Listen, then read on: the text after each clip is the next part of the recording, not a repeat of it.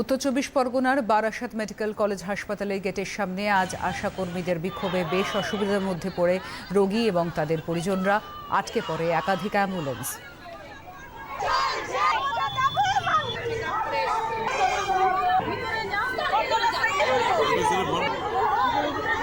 Main দাবি আমাদের ভাতা বাড়াতে হবে। আমরা কাজ করতে রাজি আছি, 7 দিনের জায়গায় আমরা 11 দিন কাজ করব, কিন্তু তো ভাতা বাড়াতে হবে।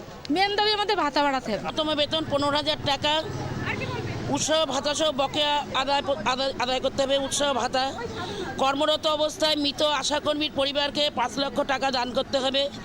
উৎসাহ ভাতা একসাথে প্রদানের দাবি সহ 8 দফা দাবিতে 23শে ডিসেম্বর থেকে লাগাতার কর্মবিরতি চলছে। আমরা বিগত 14 বছর ধরে কাজ করে যাচ্ছি। মেন কাজ আমাদের মাতৃমৃত্যু, শিশু মৃত্যু, এইটা বলে নেওয়া হয়েছিল, কিন্তু এক কথায় বলতে গেলে জুতো সেলাই থেকে চণ্ডীপাঠ আমাদের দিয়ে সবই করানো হয়।